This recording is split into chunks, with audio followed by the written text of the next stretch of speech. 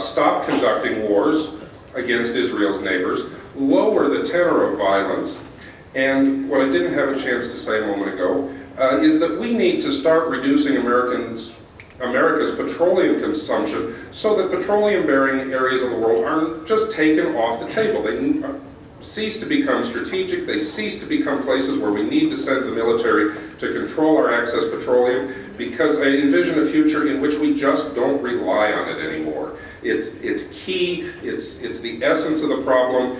Israel is seen as America's stepchild or America's lackey, and naturally the animosity toward the Americans is going to extend to Israel. We cut off the animosity originating from America, we cut off much of the animosity targeted toward Israel. Thank you, Mr. Campbell. Mr. Raczkowski, what should the role of the United States be?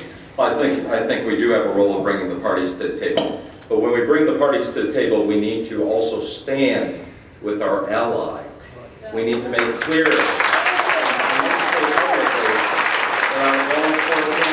I'm the only one that strongly supports making Jerusalem, putting our embassy in Jerusalem, not in Tel Aviv.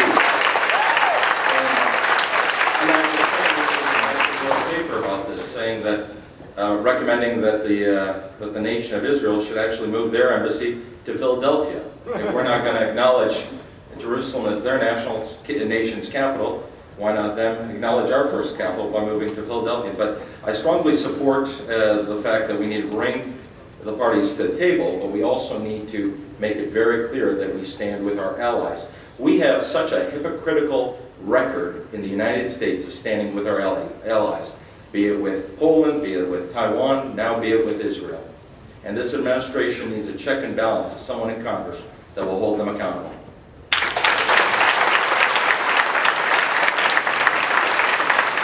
Mr. Peters has asked for a follow-up, and because they have all been being so excellent by keeping the time. I'm not going to have a long, I just want to set the record straight. Mr. Raczkowski said that we're speaking for him. Please don't speak for me. I have always supported moving the embassy of the United States to Jerusalem. I'm strongly. Follow-up, and then I'm cutting you off. Sure. Then you need to put it on paper.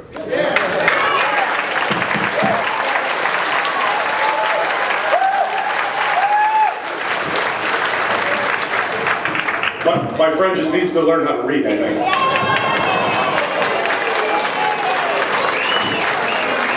Laura, then I would request that this afternoon we get to see it. Let's see it. Let's produce it right now. You know, there's a point in our show when my producer will get in my ear if I'm standing out in the field, and he will tell me, you need to wrap it up. So we're going to wrap this one up and move on. Despite all the sanctions in the world, the nuclear program in Iran continues. What should the U.S. do to stop it? And what should the U.S. do if Israel decides to take action? Dr. Kofi, you're up first. I think if you look at my first statement when I introduced myself, I talked about collaboration. I talked about the issue of coming together to address issues, come to consensus, and then to implement them. The first part of the simple fact is that we are not alone. The United States is not alone. We have other partners, other collaborative partners like Canada and the UK. We need to all bring the other parties together so that we come up with what we have to do. If it has to be sanctions, we have to do that. If you realize that we did it to Libya, and then eventually Libya has to take it back and listen to the world. I believe strongly that if we do that, we take the lead, but then we have other people to follow us. Other than that, we cannot do it all by ourselves. I know about that. And we don't want other countries to be against us from that aspect. That's the way I look at it. Thank you. Mr. Campbell? We need to embark on a program in the United States of shutting down nuclear power plants and uranium enrichment and plutonium production.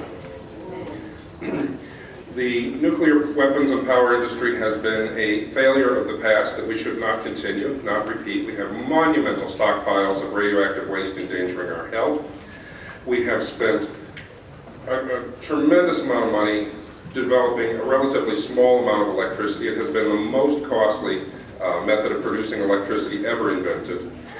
What we need to do is encourage solar power, water power, alternative fuels, and eliminate the need for nuclear power, because nuclear power can never be separated from nuclear weapons. Anytime anybody anywhere in the world operates a nuclear reactor or enrichment plant, there's always the fear that it's for weapons production and not for energy generation. So we need to encourage the entire world to shut down uranium enrichment entirely so that there can be no question about whether it's for domestic power production or for a weapons program. No enrichment, no weapons. The nuclear electricity, if somebody decides it's a good idea, could be done with the Canadian can-do model using natural unenriched uranium, but my preference would be to shut it down entirely. Thank you, Mr. Campbell. Mr. Raczkowski, what should the U.S. do to stop the Iranian nuclear program, and what should the U.S. response be if Israel decides to take action? Well, as a soldier, number one, I'm strongly in, no soldier ever wants to fight a war. That's the last option on the table. So I would strongly favor more conditions placed on Iran to eliminate their ability to have a nuclear weapon. But let's face it, doesn't seem like it's going to work, Mara. And so what should the United States do? It should support its ally, Israel, because Israel is obviously threatened. And let me be very clear, because I'm about to take straight to the NSA of this administration. General Jones, who no longer is there, and Zbigniew Brzezinski should have been fired immediately for their comments to the President Obama, to create a policy where they stated that if Israel were to defend itself and send planes to bomb Iran's nuclear facilities, that we should shoot down their planes if they fly over U.S. controlled airspace. That's not how you treat an ally, number one. And that's not how you create peace. I find it very critical for the United States to be able to invade Iraq, invade Afghanistan, but the sovereign country of Israel cannot defend themselves because the United States says we're going to shoot down your planes. I will be a check and balance to this administration and make sure that comments like that are held accountable.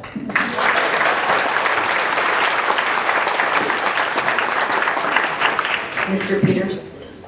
But we have to be very clear that certainly the nuclear Iran is a threat not just to Israel but to the entire world security. It is something of urgency to us in the entire world. I have the opportunity to actually be in the Straits of Hormuz and see the lineup of tankers that transit through that area. You can just imagine what a nuclear Iran means, again, not just for Israel, but for the security of our entire planet. We have to be very aggressive as the United States government in bringing other countries together, particularly the Chinese and the Russians, to the forefront, and we have to get tough. We also need to be very tough when it comes to sanctions. I'm a co-sponsor of the Iran sanctions bills that give the president tougher tools to deal with and bringing sanctions forward. Certainly war should always be the last option. We can not have that at the front of the options. We have to be very, very tough when it comes to sanctions, making it clear to the Iranian government, that this will not be tolerated. But saying that force is the last option doesn't mean that it's taken off the table. That the Iranian government needs to know that this is serious, that the United States government stands behind the serious nature of this aggression, and that if necessary, the United States military or other folks who feel threatened may have to take action. But it should always, always be the absolute last resort. And although rattling a saber can get applause, we should know that it is always the last resort. Let's work for sanctions first.